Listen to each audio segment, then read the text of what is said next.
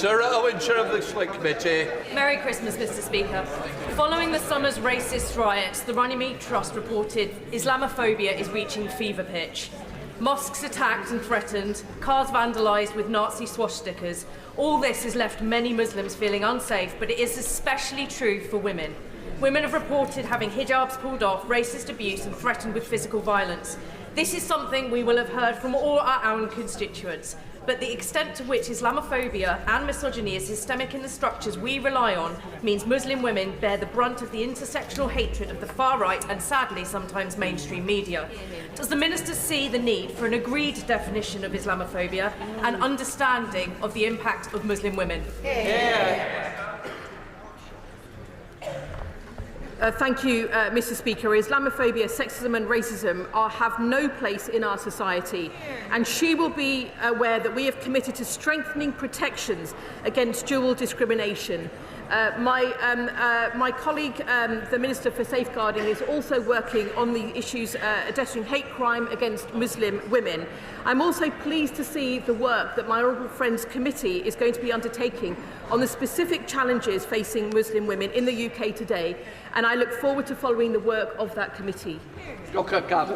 Speaker, I recently met with a group of women from Bangladeshi origins in my constituency who are desperately trying to find work, which is not easy, especially after the decimation of the textile industry in my constituency of Leicester South. As English is not their first language and all potential employers not having the capacity or the time to meet the DWP's demands for a written proof of job application and interviews, they're finding it extremely stressful and affecting their mental health, especially when threatened with sanctions.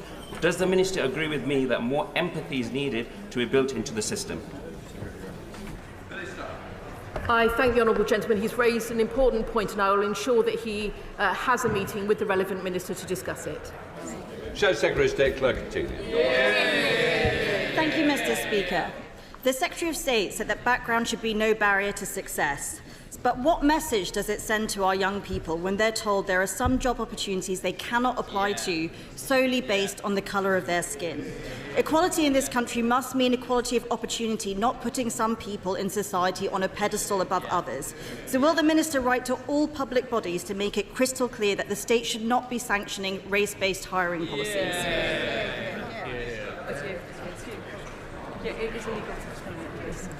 She will be aware that it is illegal to discriminate in the way that she is described, and I will certainly ensure that that the question she has raised will be followed up with my relevant colleagues. Those in writing, we come to topicals. Item 1, Mr. Speaker. Thank you, Mr. Speaker. Earlier this month, the government set out our plan for change, a plan to raise living standards for everyone.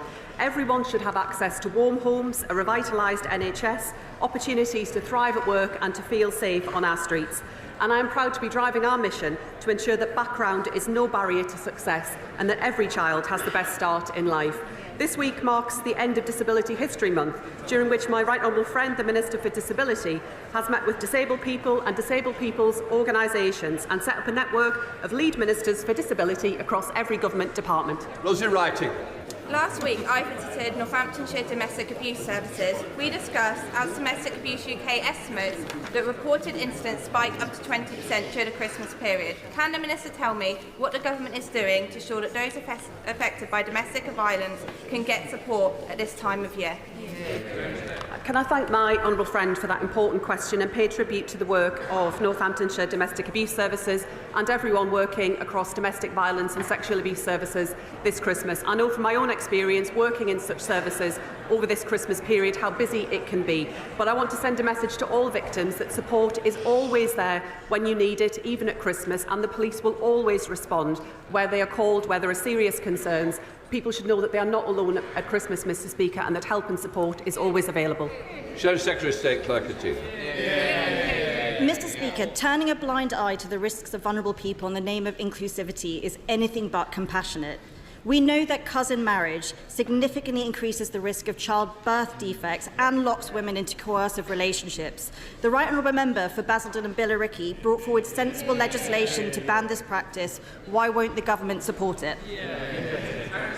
Mr. Speaker, the government will of course always keep such issues under review, and I'll make sure the Minister in the relevant department speaks with the Right Honourable Lady on this topic. Absolutely. Lee Pitcher. Speaker,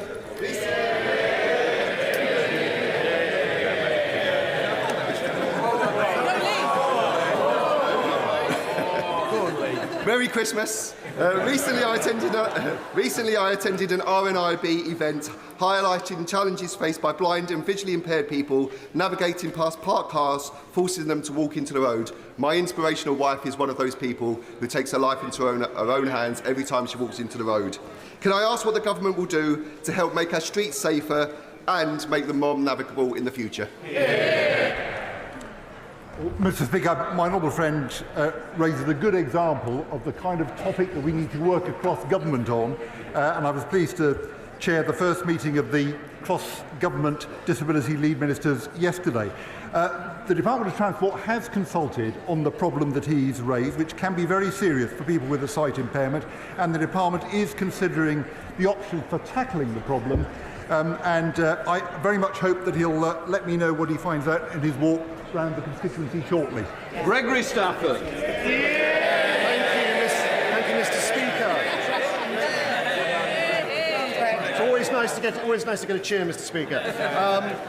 As a former treasurer of the Oxford Union, I was disgusted that 3 weeks ago there was a debate that descended into a mess of anti-Semitism, where the students voted in a majority that they would not have reported Hamas's plans if they'd known them prior to the 7th of October attacks. Will the Secretary of State write to the Oxford Union and say that anti-Semitism has no place in our society, and especially not our universities? The government could not have been clearer in terms of our position on anti-Semitism. There is no place for anti-Semitism in our society, nor for any form of racism. That applies whether it's within educational settings in any other part of our society. That's been made very clear indeed. Thank you. That completes questions. We now come to Prime Minister's questions. Chris Hinchcliffe. Question number 1, Mr. Speaker. Thank you, Mr. Speaker. Yesterday I met the brave men and women serving on HMS Iron Duke and the troops serving in Operation Cabaret in Estonia. This Christmas, as every Christmas, members of our armed forces will be serving overseas, working day and night to protect Britain's national security. And I know that the whole House will join me in sending our deepest thanks to them, to our emergency services and everyone working to keep the country safe over the festive period. Mr. Speaker, may I also take this opportunity at the end of the year to thank you and the House staff for all your hard work this year. And can I wish everyone across the House a Merry Christmas and a Happy New Year. Mr. Speaker, this morning I had meetings with ministerial colleagues and others. In addition to my duties in this House, I shall have further such meetings later today. Chris Hinchcliffe. Thank you, Mr. Speaker, and may I associate myself with the Prime Minister's remarks. In 2021, Kerry and Francis Menai-Davis, who live in my constituency of North East Hertfordshire and are in the gallery here today, tragically lost their son Hugh at the age of just 6 to a rare form of cancer. Now they are courageously campaigning to ensure that every parent who must leave work to look after a sick child in hospital gets the financial support that they need from day one. Will the Prime Minister meet with them and me to discuss implementing Hugh's law and giving their son a legacy that improves the lives of families at the most difficult time imaginable? Mr. Speaker, can I pay tribute to Kerry and Francis? It is a heartbreaking case and commend them for their campaign on behalf of other families. I know the Minister for Social Security and Disability met the family yesterday, but no parent should endure losing their child to cancer, particularly at such a young age. We are investing £1.5 billion for new surgical hubs and scanners, £70 million for new radiotherapy machines, and we will set out our next steps on the Children and Young People Cancer Task Force shortly. We now come to the Leader of the Opposition, Kemi Badenoch. Mr. Speaker, can I send my warmest wishes to our armed forces at home and overseas, to the emergency services and everyone who will be working over Christmas. And can I wish you, Mr. Speaker, the House staff and all members of this House a very Merry Christmas. Mr. Speaker, for years, the Prime Minister and his cabinet played politics with the WASPy women. The Deputy Prime Minister said Conservatives were stealing their pensions. She promised to compensate them in full. Another broken promise. Now they admit we were right all along. But let's ask about another group of pensioners whose trust... Let's ask about another group of pensioners whose trust was broken. Since the Chancellor cut winter fuel payments, how many extra people have applied for pension credit? Mr. Speaker, the number one job of this government was to put the finances back in order after the last government lost control. They left a £22 billion black hole and we had to take tough choices. We made sure the most vulnerable pensioners do get the winter fuel payment, and we have been encouraging and driving up eligibility for pension credit, so saying up to their entitlement. And she should join that campaign. But, Mr. Speaker, here's the difference. Because we've stabilised the economy, we can commit to the triple lock. That means that next April, pensioners get another £470. But here's the difference, because 2 weeks ago, the Shadow Chancellor said the triple lock is unsustainable. Their position, so pensioners would lose out under the Tories yet again. Mr. Speaker, he didn't answer the question because he doesn't know the answer. There are 850,000 eligible pensioners not claiming pension credit. If they sign up,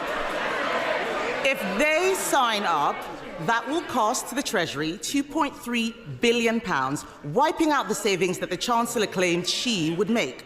Before the election, his Chief Secretary told the public they had no plans to cut winter fuel. But they did have plans, didn't they? Age UK say cutting the winter fuel payment with very little notice will potentially jeopardise the health and finances of millions of older people. Does he agree with Age UK that this is the last thing both pensioners and the NHS need? Mr. Speaker, we've been driving up with a campaign for pension credit. It's important that everybody who's entitled to it claims that pension credit. And she shouldn't claim as some great victory the record of their government that people haven't signed up. We're the ones with the campaign. They should be supporting it.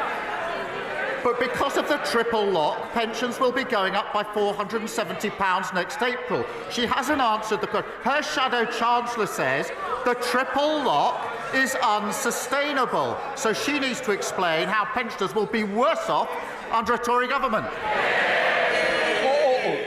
It is Prime Minister's question. Mr. Speaker, we protected the triple lock during all our time in government. Meanwhile, energy bills are increasing, despite his promise to cut them by £300. In Scotland, his party leader wants to restore the winter fuel payments. Across England, councils are scrabbling together funds for struggling pensioners. The tragic reality this Christmas is pensioners will suffer and may even die as a result of this cruel policy. Did the Chancellor consider the impact on councils and on the NHS, or does she just not know what she's doing? The Household Support Fund was set out in the budget. She knows that. We're pushing up pension credit. But she now says they are committed to the triple lock. Her Shadow Chancellor says they're not, that it's unsustainable. Maybe over a sandwich or a steak they could sort it out and come back and tell us what their policy actually is. Kemi Badenoch. Mr. Speaker, the Prime Minister needs to misrepresent me to make his point. I don't need to misrepresent him to make my point. Yes.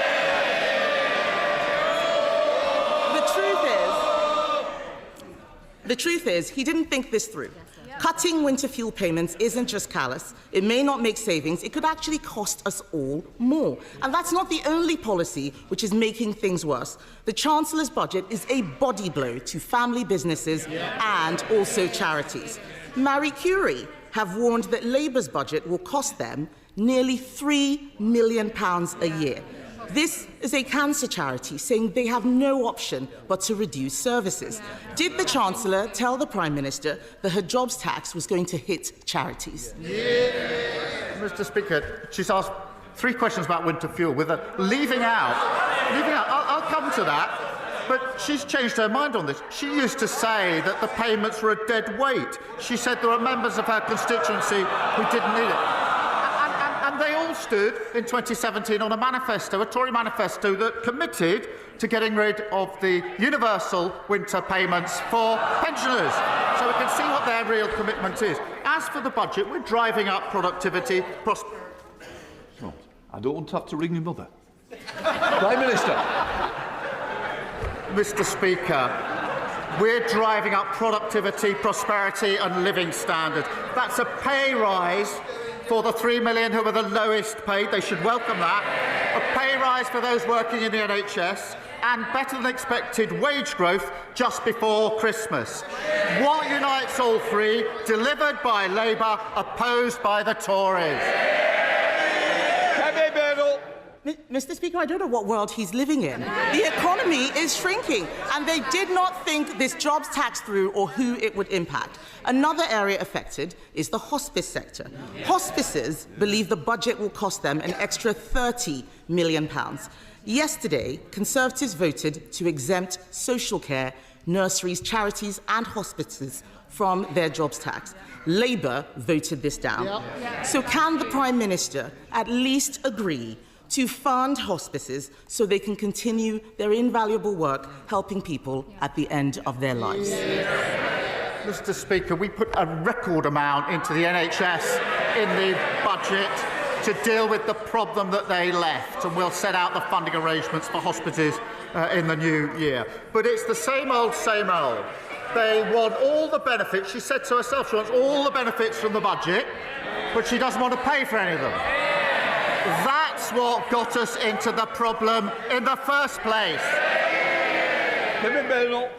Mr. Speaker, I did not hear a commitment there to help hospices, which is a shame. The truth is, this winter, people will be suffering because of his choices. The economy is shrinking, inflation is going up, and jobs are being lost because of his budget. Pensioners won't be able to heat their homes because of his government's decisions. They raised people's hopes but then smashed them with broken promises. And now we learn that he is about to give away our hard-won Brexit freedoms. Yeah. Mr. Speaker.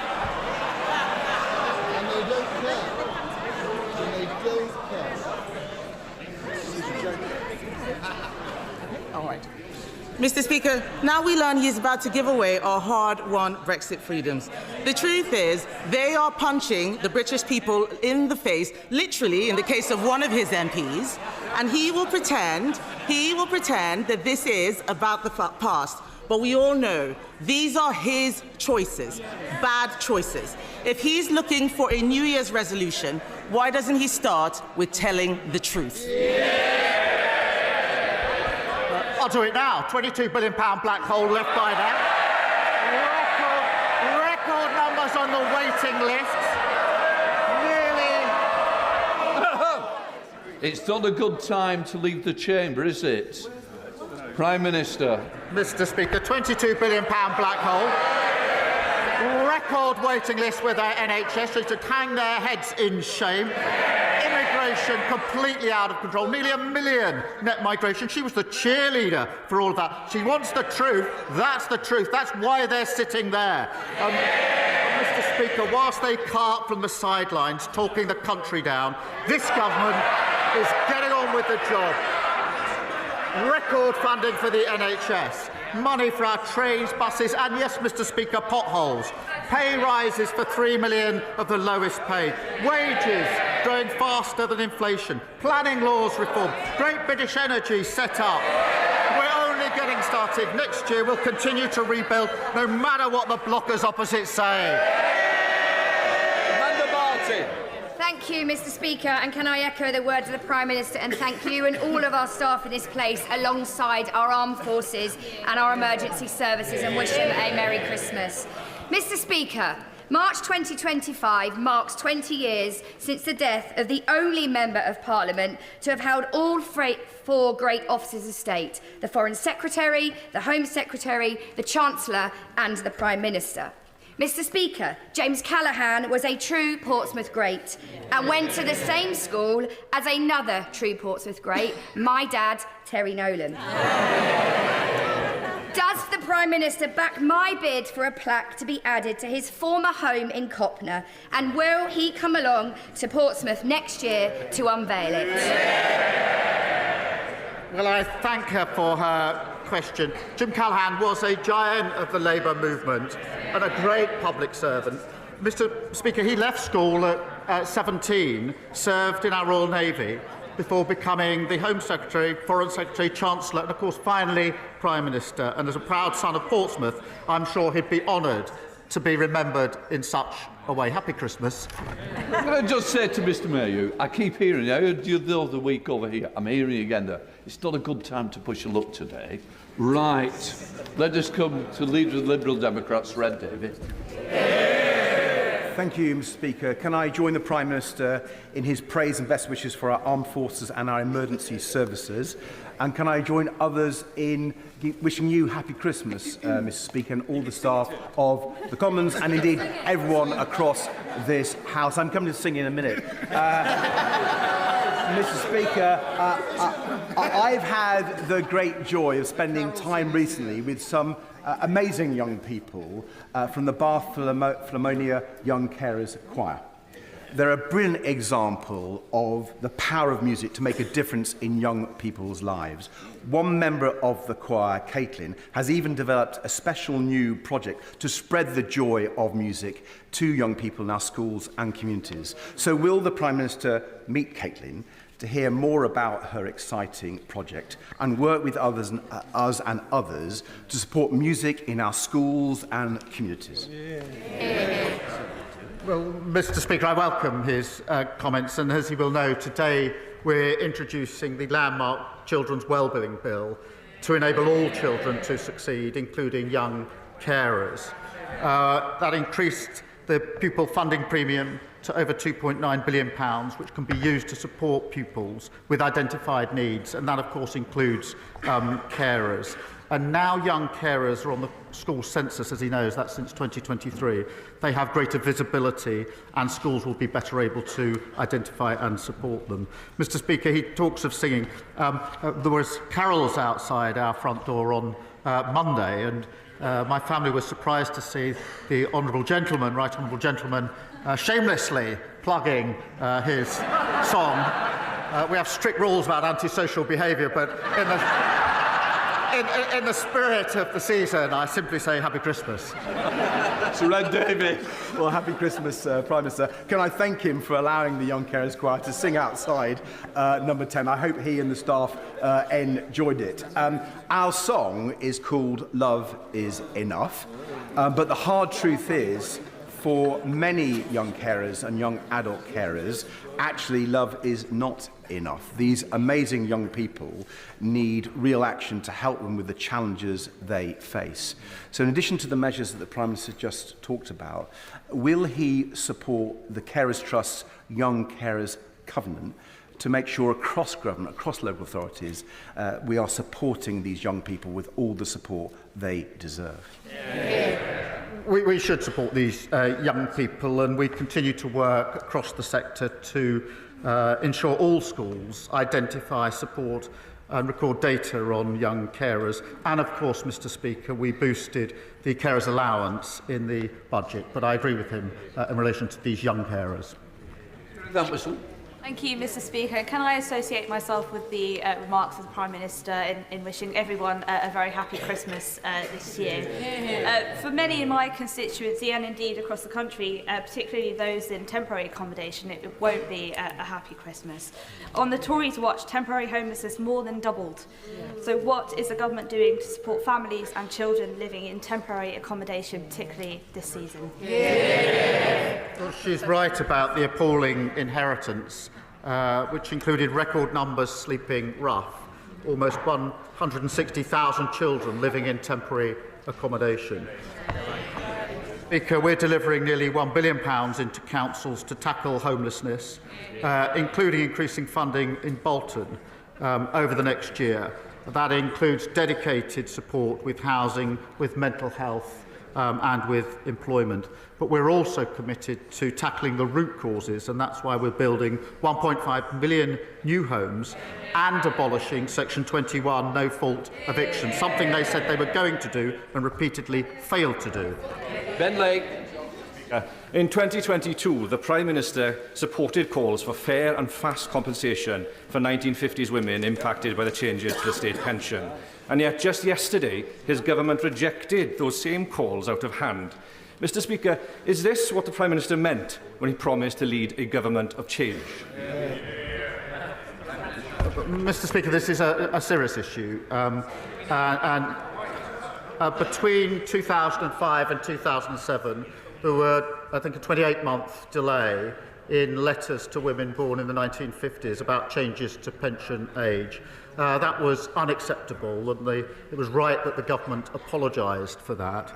In 2011, the former Chancellor, George Osborne, then accelerated those changes with very little notice. That equally was unacceptable, and Labour opposed it at the time. It is a serious issue. It's a complex issue. The research, as he knows, shows that 90% of those impacted knew about the changes that were taking place.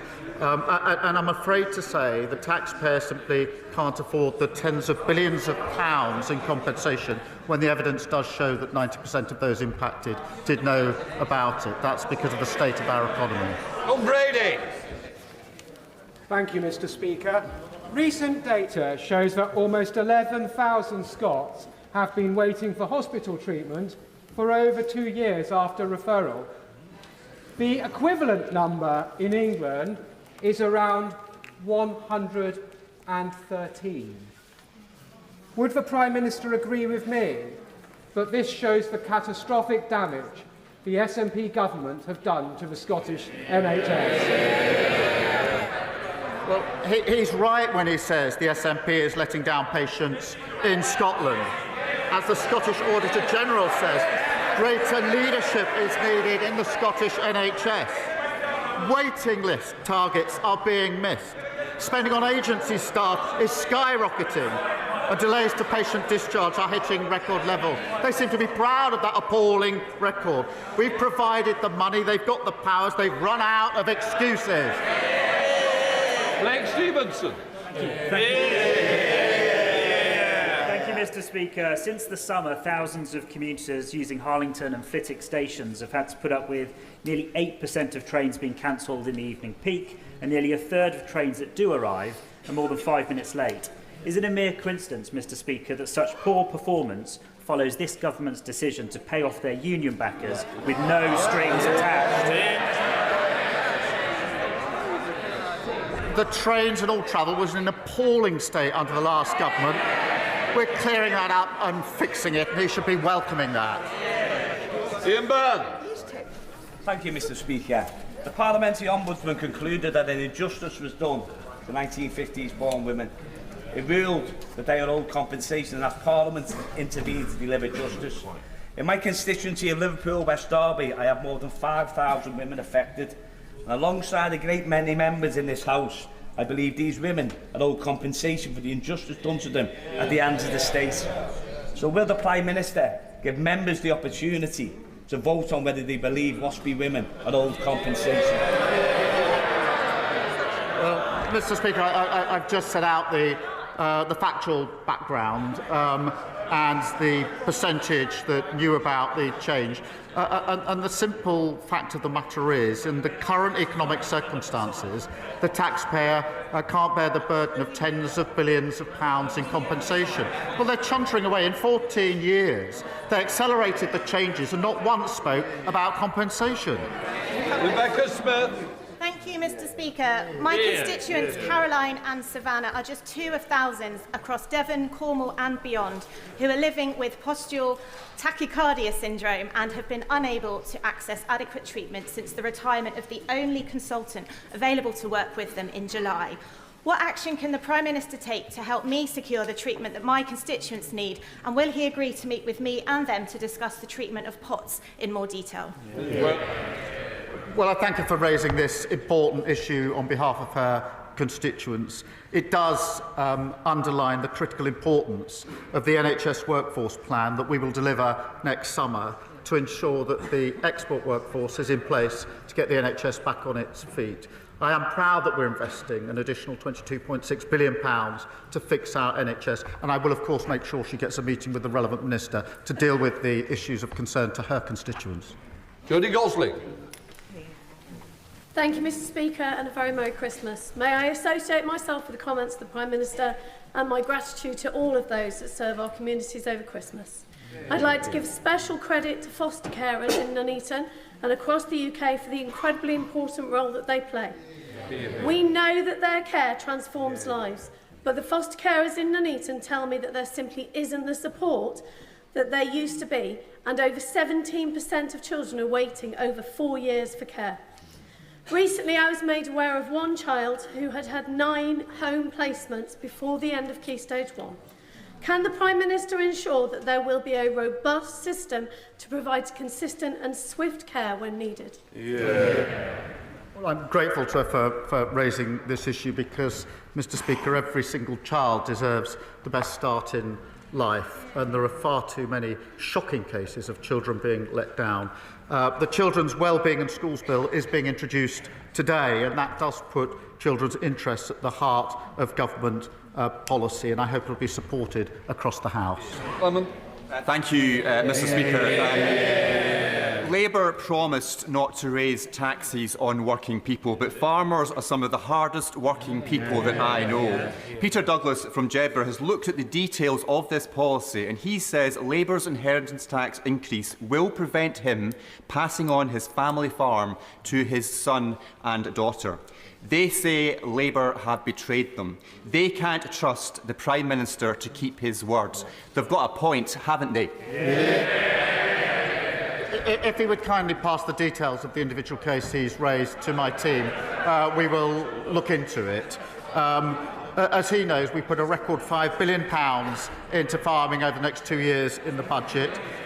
Just 2 weeks ago, £350 million was put in to support farmers. That contrasts with the £300 million underspend of the last government on farming. And in a typical case, the threshold is £3 million, which means that the vast majority of farmers will be unaffected. But I'll look into the individual case that he's raised with me. Thank you, Mr. Speaker. I recently spoke to a man in Worksop whose son's arm was badly broken when he was knocked off his bicycle by an off-road biker speeding on the pavement. Dressed in black, no number plate, totally unidentifiable. The young boy no longer goes out to play. His experience isn't unique. What action is being taken to smash the bikes and put police back on our streets? Well, I'm glad she's raised this because off-road bikes were a complete nuisance under the last government, got completely out of control. We're introducing new respect orders to crack down on off-road bikes, strengthening police powers in relation to dealing with this big problem that got out of control under the last government. We will also deliver 13,000 more neighbourhood police to ensure that we keep control of our streets, something that was lost under the last government. Thank you. Thank you, Mr. Speaker. Last week, the Royal Borough of Windsor and Maidenhead announced plans to hike council tax by an unprecedented 25%. This would require the government's permission. Does he agree with me that this outrageous request should be rejected, that the borough might be a candidate for accelerated local government reorganisation, and my constituents should not be footing the bill for the persistent weak financial control and political failure locally? Well, thank you for raising this issue on behalf of his constituents. We are, as he knows, committed to fixing the foundations of local government and keeping taxes as low as possible for working people. The budget announced real terms increase for local government with over £4 billion of added funding. And so we will put that support in place, and he's right to raise this issue. Speaker, please, Liz. Thank you, Mr. Speaker.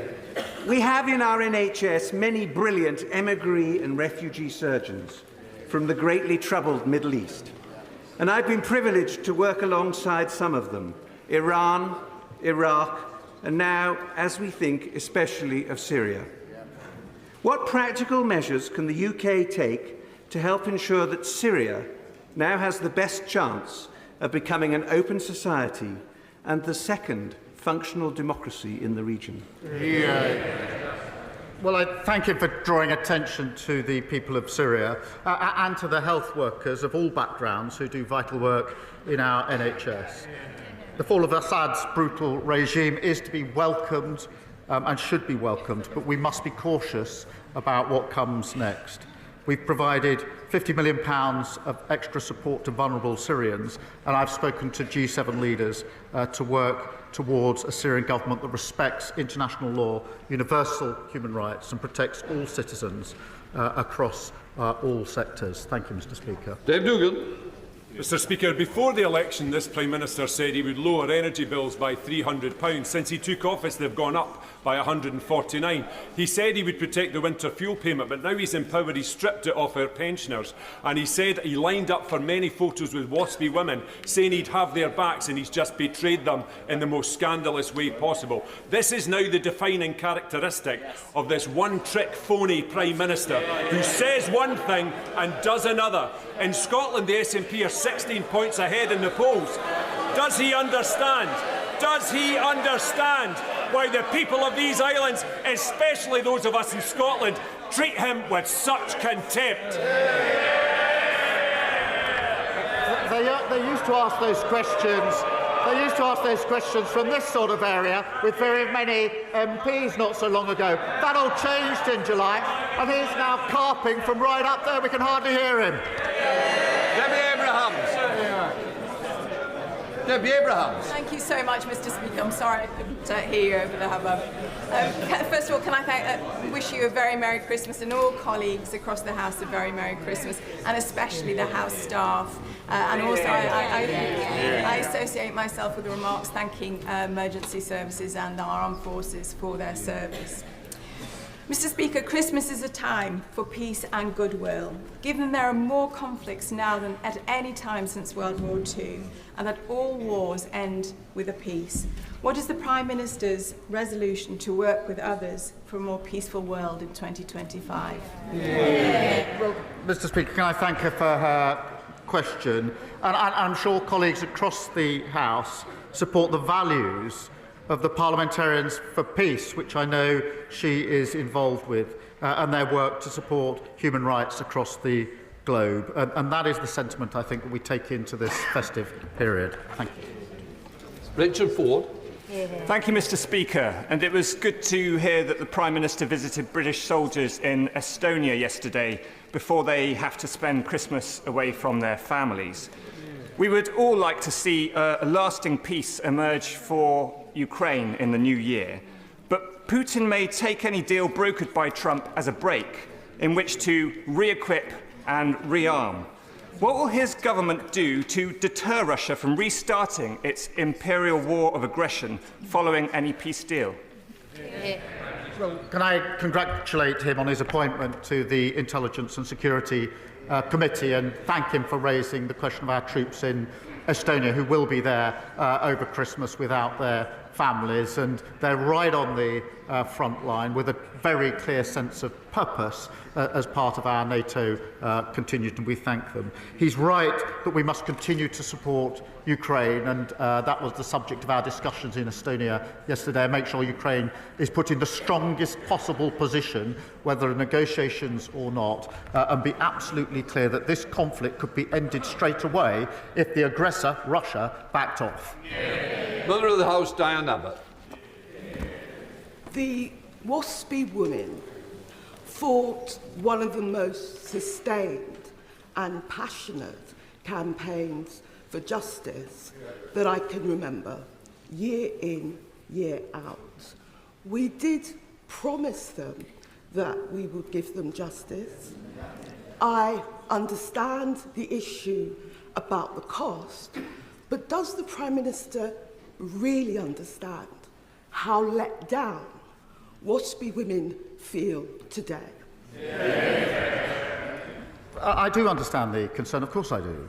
I set out the history, Mr. Speaker, but the research is clear that 90% of those impacted did know about the change. And in those circumstances, the taxpayer simply can't afford the burden of tens of billions of pounds of compensation. But I do understand the concerns.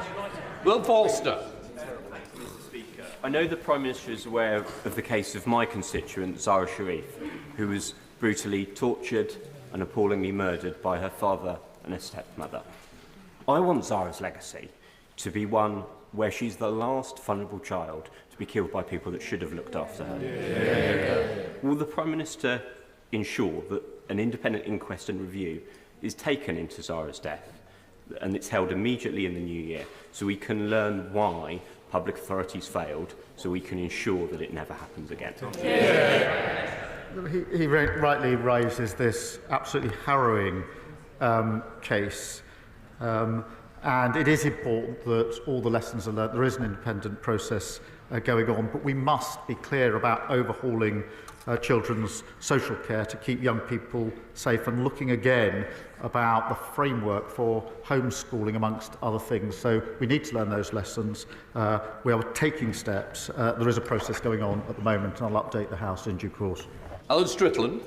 Thank you, Mr. Speaker. Can I thank the Prime Minister for the leadership he has shown in securing the £500 million deal to secure the future of the Hitachi rail factory in my constituency, a factory left in the lurch by the party opposite for years. And does he agree? Will he agree with me that what we also need is a long-term plan for our proud high-tech rail manufacturing to drag it out of the mire it was left in by the Tories? Thank you for that question. They really shouldn't groan. I went up to the Hitachi factory earlier this year before the election. The workforce were extremely anxious about the situation because they feared that there would be a gap between contracts.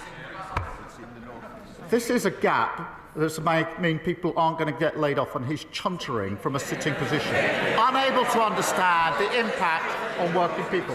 Mr. Speaker, the workforce were extremely anxious about the situation when I saw them, because they knew if their colleagues were laid off, then that would be bad for their colleagues in their community, and it would mean that they might go and get other jobs and not be able to come back if there was a new contract. I said then that I would do everything I could to ensure that we filled that gap, and I'm very pleased that just the other week we were able to say that there's a contract, and I went back up there to speak to the same workforce, and I can say they were very pleased that they don't now have those anxieties. They should be ashamed of their chuntering.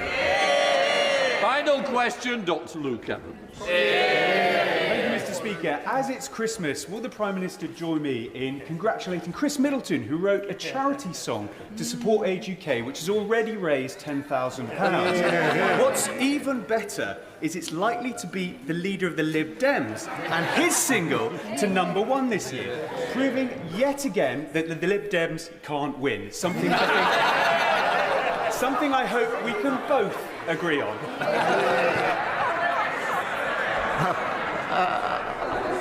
I'm not going to adjudicate between the contending singles for the top of the charts, but I will end, Mr. Speaker, this is the last question, I think, by just repeating a happy Christmas and a peaceful New Year to everyone across the House. Right, we'll let the front benches change up.